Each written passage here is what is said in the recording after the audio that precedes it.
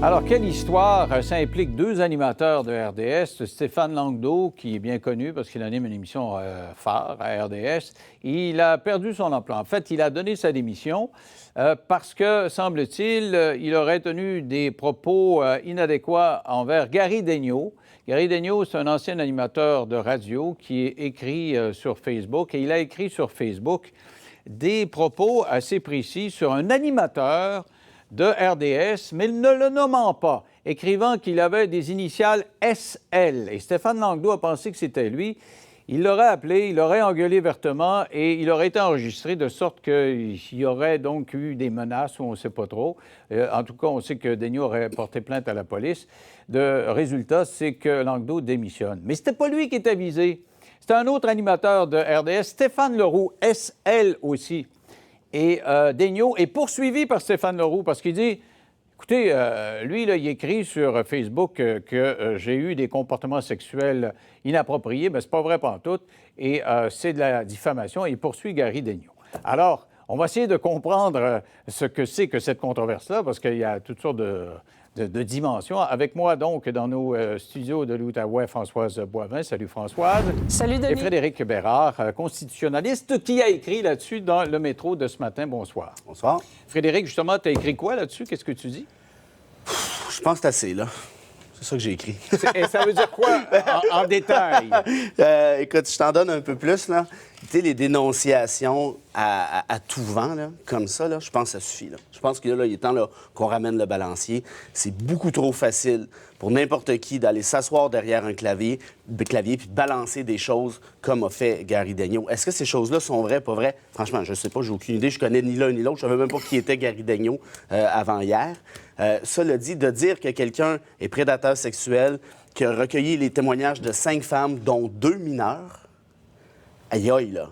Là, c'est gros. Et évidemment, on cache ça, comme d'habitude, sur le bon vieux thème de l'inconduite sexuelle. Hein? Tu sais, le thème qui a été inventé par les médias, qui veut tout dire et rien dire. C'est ça, depuis un petit bout de temps. On passe du viol à la joke de mon oncle, qui est épaisse, mais qui est quand même juste une blague.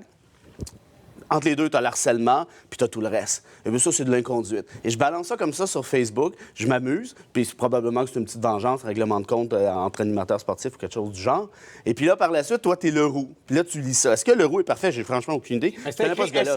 Oui, puis là, ça et Stéphane Langdo pensait que c'était lui, mais ça s'adressait à Stéphane Leroux. Mais ça, c'est encore plus fou, parce que Langdo, qui appelle Daigneault, qui l'a menacé, si j'ai bien compris, d'administrer une coupe de paire de taloches. L'autre a appelé la police. Je me suis senti ultra menacé. Puis Langdo, puis on dit qu'il a démissionné. Il n'a pas démissionné. Là. Il s'est fait sacrer dehors de RDS pour avoir menacé Daigneault. Donc, imagine tous les dommages collatéraux et directs de cette histoire-là. Puis moi, c'est surtout le fait que le tribunal d'opinion populaire, ça a ses limites. OK? Moi aussi, ça avait ses vertus. Ça les a encore. Je pense qu'il y a eu de la belle job qui s'est faite dans les médias traditionnels suite à moi aussi. Il y a eu des reportages sérieux dans la presse, québécois aussi, et ainsi de suite.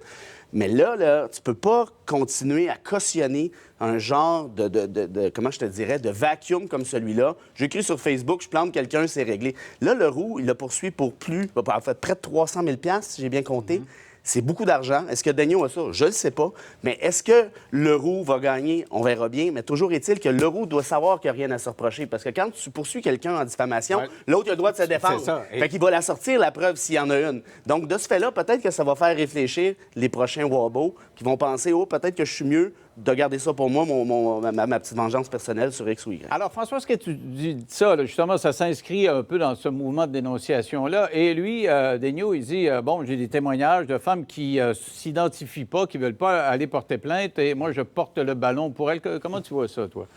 Bien, écoute, je vais te dire, moi, je pense que c'est le 26 février, j'étais sur Facebook en train de regarder le fil d'actualité. Je suis assez active là-dessus.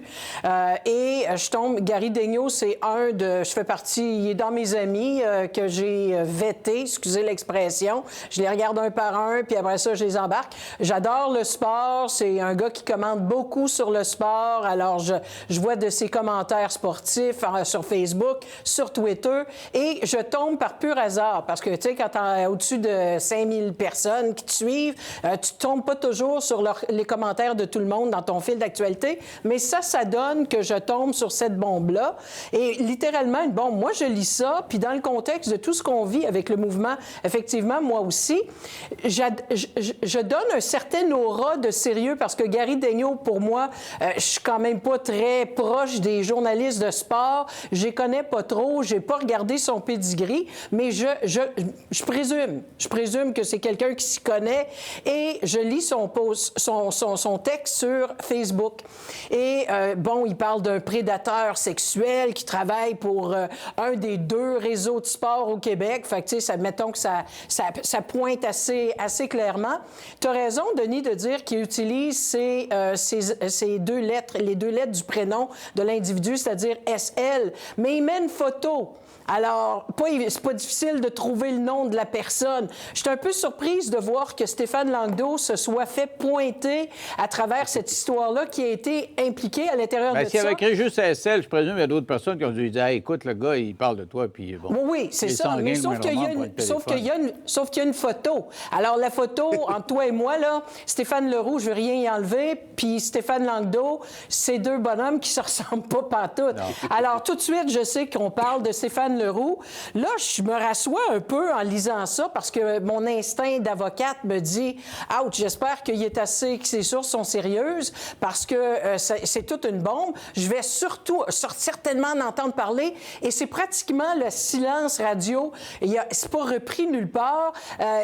Moi-même, je veux dire, Françoise, il m'avait écrit une dizaine de jours avant de sortir en disant « J'ai quelque chose de gros, puis justement, si c'est pas étayé, ça m'intéressait pas, là. » Oui, puis il poussait beaucoup là-dessus, c'est bien certain. Ce soir, avant de m'en venir ici, j'étais en train de regarder pour revoir le texte exact qu'il avait pondu le 26 février, mais il a répondu heureusement parce qu'il écrit beaucoup à tous les jours, mais pas sur ça, là. Mais c'est un gars qui se préoccupe beaucoup de la question du mouvement, moi aussi, des victimes d'agression. Alors, comment tu réagis? Frédéric nous dit, là, c'est assez, là, si les personnes ne vont pas porter plainte et ne sont pas prêts à se dévoiler. Est-ce que lui, en le faisant vraiment, est à sa place? Bien, je vais dire une chose, par contre, puis à Frédéric aussi, ma perception initiale, c'est de dire, j'ai comme l'impression que le système de justice est en train de se faire une espèce de coup, mange un peu ou mérite un peu ce qu'il a fait pendant des décennies, c'est-à-dire complètement peu se préoccuper des victimes. Alors, il a fallu qu'elle se retourne. Écoute, si tu étudies le moindrement la question des victimes d'agression sexuelle ou de harcèlement sexuel, tu te rends compte qu'il y a un très petit pourcentage qui se rendent jusqu'au bout ou qui même vont chercher des sentences qui ont de l'allure. Je comprends, mais alors, sur le cas de Gary Daigneault, là, revenons-en à ça, parce que c'est ton argument, toi, Frédéric, c'est que tu dis, s'il a pété de la broue, puis il poursuit Daigneault, Stéphane Leroux les poursuit Daigneault. Si jamais, lui, Daigneault, c'est-à-dire Leroux, il a fait des choses pas correctes, ça va y rebondir en pleine face en cours. Alors, donc, toi, tu as l'air à le croire, Daigneault. Je te dis pas que je le crois. Je te dis que d'un autre côté, je suis pas prête à faire comme Frédéric puis dire que c'est un automatique parce que quelqu'un te poursuit, que c'est nécessairement parce qu'il a raison. D'un autre côté, c'est la meilleure stratégie pour Stéphane Leroux, à mon point de vue. Il n'a pas le choix. S'il dit qu'il n'est pas coupable de quoi que ce soit, bien, il me semble qu'il doit poser ce geste-là pour à tout le moins le faire taire, là. Bien, ce que je réponds, c'est que, je veux dire, là, actuellement, au moment où on se parle, Daigneault, là, c'est le temps de les sortir, ces témoignages-là. Vas-y, on écoute. T'aimes ça, faire ton petit show, là? Fais-les ton petit show. Mais j'ai rien vu encore. C'est quoi, ça fait 48 heures, là? C'est un témoignage, c'est pas si dur que ça, là, à sortir. Il doit y avoir quelque chose d'écrit ou quoi que ce soit.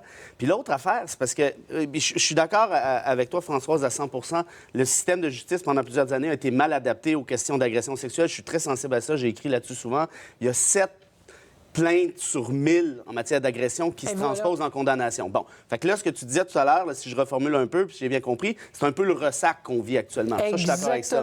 Mais là, on a fait le tour de ça. C'est un balancier. Puis là, on est rendu... c'est un court balancier, Frédéric. On parle de 2 mois. Puis déjà, on est déjà en train de protéger... Non, mais François, c'est faussement accusé, tout ça, comment ça fait 2-3 mois dans la logique sociale. C'est tout ce que j'ai faussement accusé. 7 sur 1000, Denis...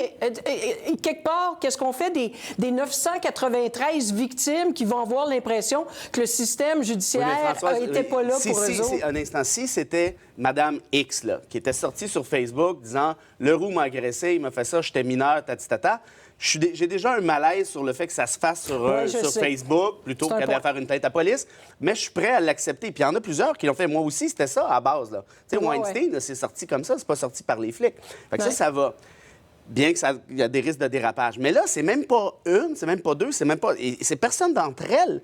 C'est Joe Blow qui sort, le grand défenseur d'une certaine moralité. Puis là, j'imagine qu'on va parler de son autre truc tout à l'heure, l'histoire de la coke et tout ça. Je veux dire, ce gars-là, il a pas l'air d'avoir inventé l'eau chaude, là. On s'entend, là? Puis là, il te balance ça comme ça. Il y en a 5, dont des mineurs. Je sais pas, moi, c'est qui Stéphane Leroux, à vrai dire. Enfin, franchement, là, je l'ai déjà vu à la télé. J'ai aucune idée comment il se comporte dans la vie.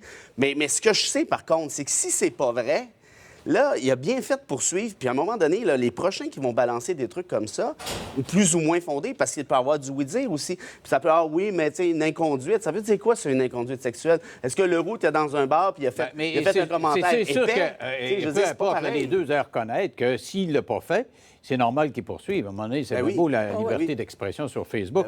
D'ailleurs, tu faisais état...